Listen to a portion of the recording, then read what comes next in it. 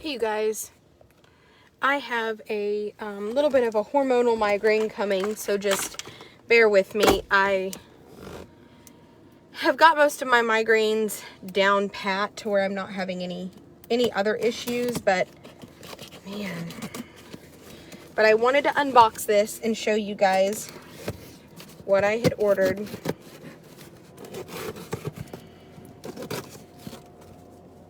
And also to talk to you guys for just a second, because it's spring break and we are definitely wanting to take a break for, this week. Jess, as most of you guys know, she was supposed to put her horse to sleep last week, and due to just unforeseen circumstances, they couldn't make that work.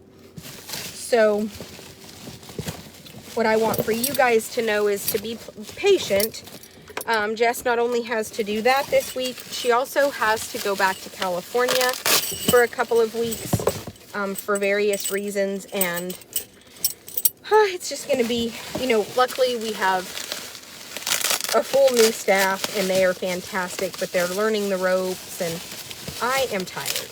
I'm tired. I am so tired. And I know that a lot of my being tired is just today because I have a migraine. So, but you guys keep Jess in your thoughts for right now. So the first thing I want to show you is this is a no hit bit squirt. It is a 1/4. The mouthpiece is 1/4 of an inch, and it is just a smooth mouthpiece with a cricket center. They retail for $210 with the curb chain. This is one of my favorite mouthpieces because it's very, very, very easy, and it's got a cricket. So horses that are chatterboxes and want to play with their bit can. Still one of my very favorite mouthpieces. One of my most favorite mouthpieces of all time. Because, not mouthpieces, shank pieces. I love these. And I'm sorry, just bear with me today. I have, This is a no hit bit junior cow horse, 5.5 inch mouth, so it's just a touch wider. Smooth taper Billy Allen with a leather curb. It retails at $196. Now this bit is for your very sensitive horses. When I was in high school and in college, I worked for a company that imported very high-end warm bloods, and they schooled a lot of warm bloods and a lot of jumpers in a very similar bit. It was a Western bit, but because of the mouthpiece being so unique, so the way the mouthpiece works is it swivels in the center. So this right here has a swivel where this mouthpiece does this, and it swivels inside this centerpiece. It never breaks in the roof of their mouth, and it still gives you quite a bit of lift without being very abrasive. It has a little bit wider mouthpiece so that your average kind of bigger horse has a little bit more room. So I prefer a 5.5 inch mouthpiece on 99% of horses. So I go with a 5.5 inch mouthpiece, especially since this bit has no break in the center. So you have to heavily rely on it fitting really well, and for this swivel action, for it not to be too tight on the corners of the mouth. It does come with bit guards, and it does come with a curb chain, and that's $196. And again, it does have a leather curb. So this is probably my #1 favorite bit. This right here is the bit and curb chain that are going on the giveaway tack set.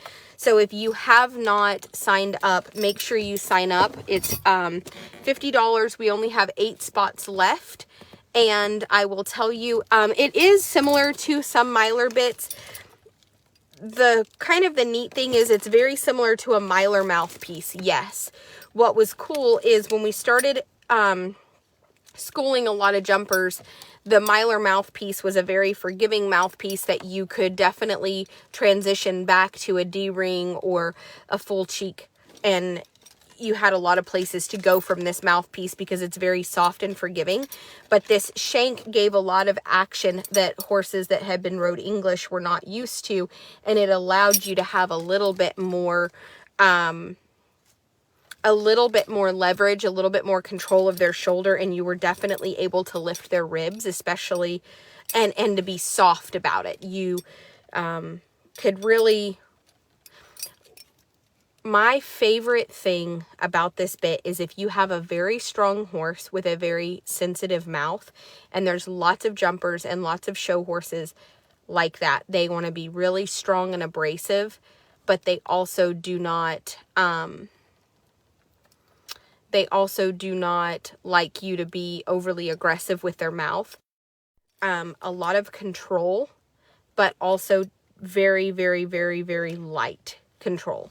So you can get very aggressive if you need to try to back a very strong horse up without ripping on their mouth or being damaging in any way. So I personally prefer this bit to anything else in my tack room for 90% of horses. And they do have a really great shape in the bar pieces right here. I love this. So a Billy Allen is similar to a Myler mouthpiece, but the shank is where the secret lies. I love these Junior Working Cow Horse shanks. I really, really like a leather curb. I don't like anything chain. So these are by far... This is by far my favorite bit. This particular one will be on the tack set. There's 8 spots left, so we could draw tonight if we could get those filled. I had them make me a nice little comfort O-ring with a cricket to start some colts in. I'd like to start colts in a halter. Once you kind of go from that, I like to go to an O-ring, and I want something that they can play in and has a little weight so they can carry it and get really used to a bit, but there's nothing sharp about this. I've gotten away from twisted wire bits because I have had some staff members here who don't mean to. It's an unintentional, but I've seen more damage done to the corners of a mouth. I have a Flaherty that is square, and his square is very, very sharp. And I'm fixing to put that bit for sale because I do not like a square mouthpiece that is that square to where the points are very abrasive. This is more of a rounded, like it has some flat spacing, but if you can tell, it's very rounded, so there's no rigid edge like a lot of square mouthpieces, so you really can't get that aggressive contact with this. It has a lot of weight to it. I will say that I think that I hate Wonder Bits. I hate them, and I have reasons for that, but I will tell you, I hate a Wonder Bit.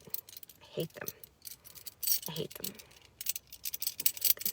But this has a cricket, so it not only rolls, it makes noise, and a lot of horses get used to that.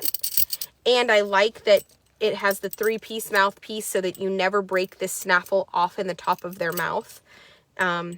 It's just a touch wider. It's a 5 1/4, so it's not quite a 5 1/2, but it's a little bigger than a 5.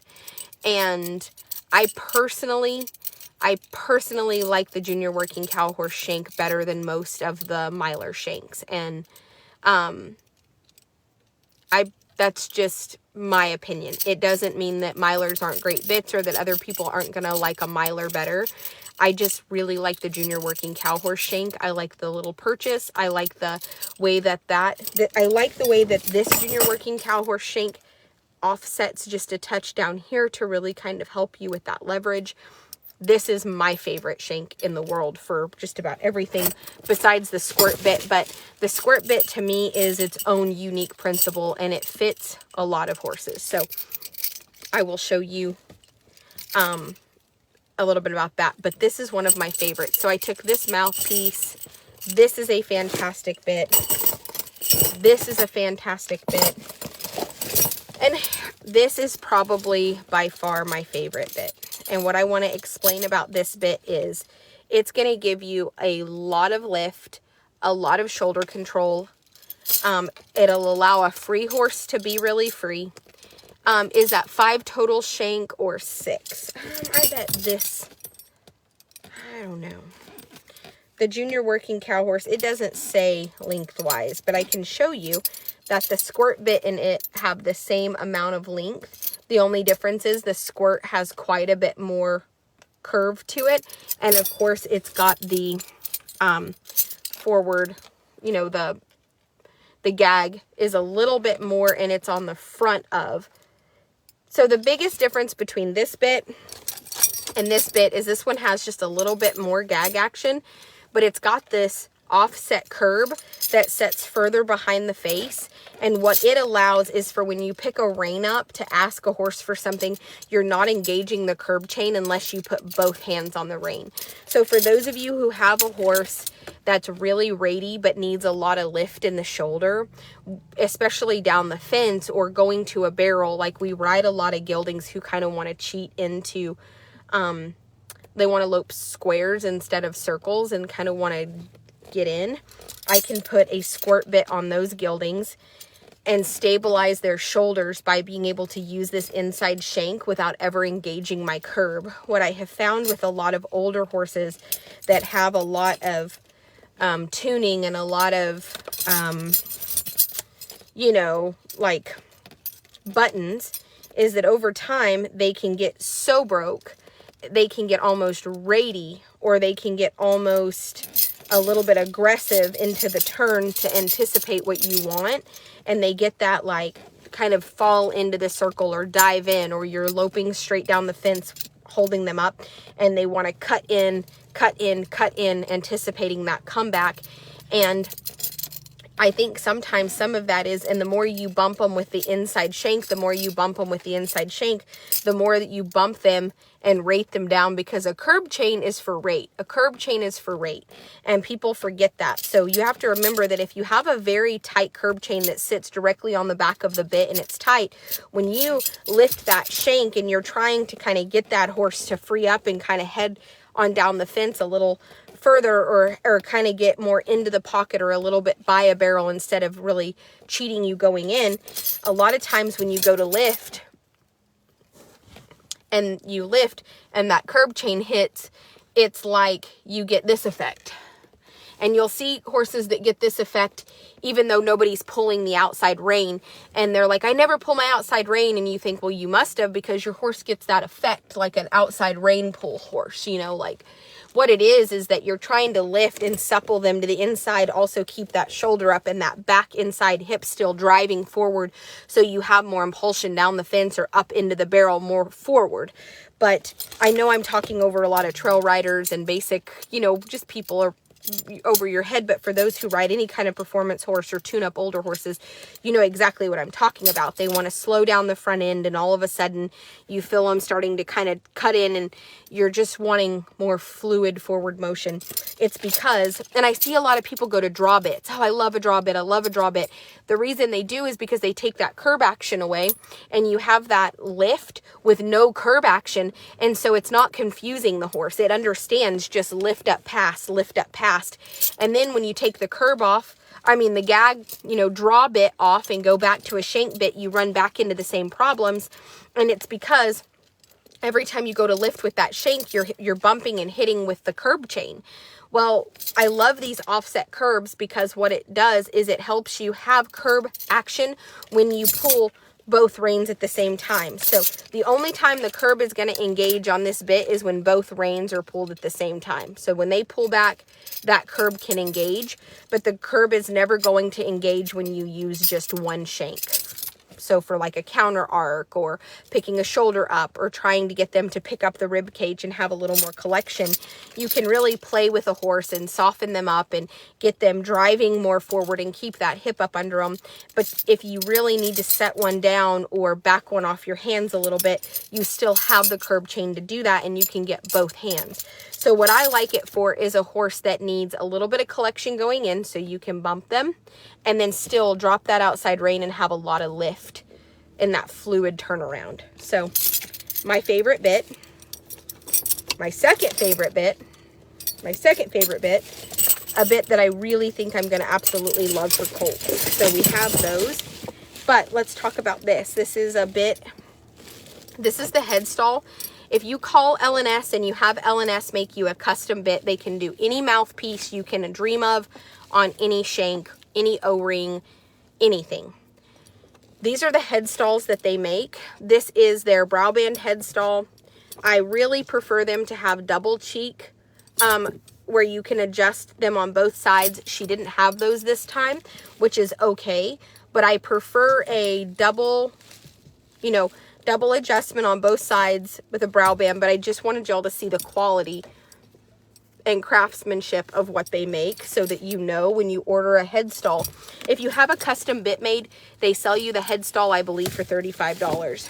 This is also their reins. Their reins are heavy, heavy, heavy oiled, really good quality reins.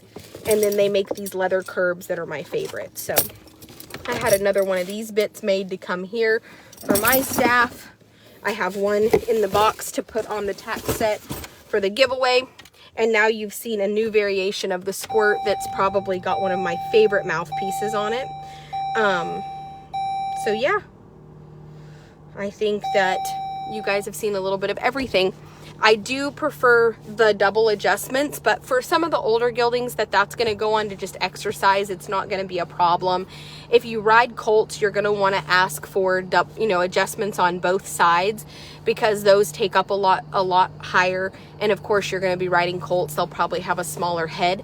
I prefer and will always prefer a brow band head stall, because as beautiful and cool looking as a single or double ear is, it's just not the best thing if you ride horses you don't know a lot about.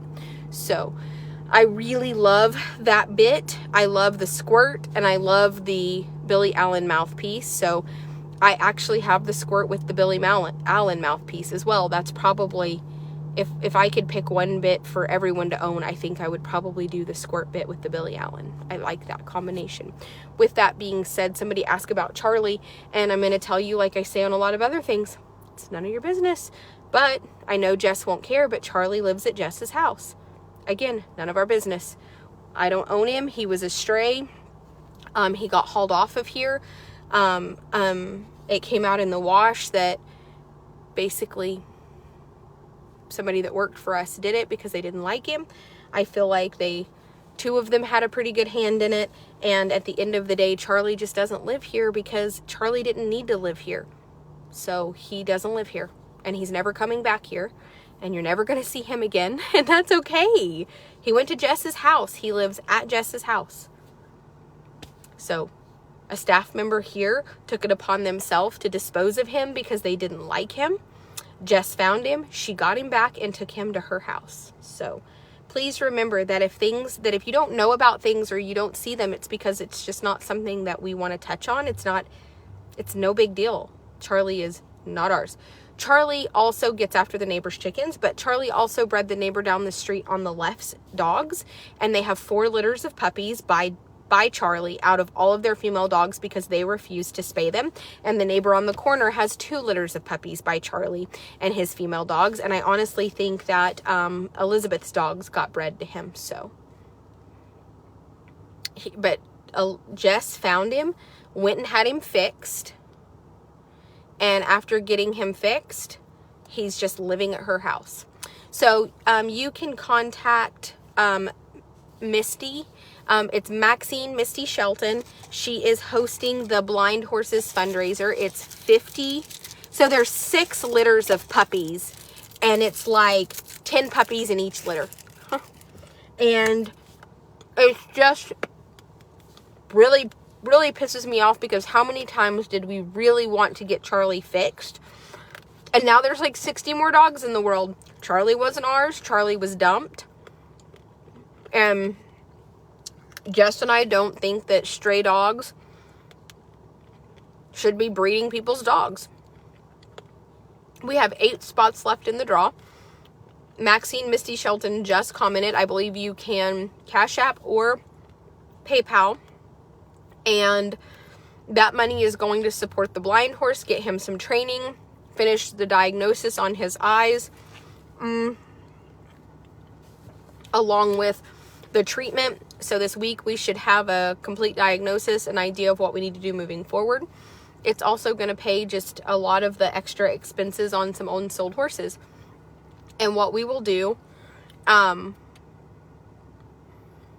is do this again next month. So it'll be $50, and we're hoping that every single month. So in April, we will do it again from April, hopefully from the 1st to the 15th. the quicker they fill, the less time they take. But we will order another custom tack set and another set of goodies to give away. And the giveaway, once the tack set fills, we will also have some giveaway items just for supporters only. So if you haven't joined the Wild Tribe After Hours, make sure you do. But I will tell you, I'm going home. I'm going to clean my house up a little bit, and then I'm going to take a nap. I don't really feel that good, and we had really bad weather, and I'm a little bit just run down today. There's just, you know, it's just what it is. It is what it is.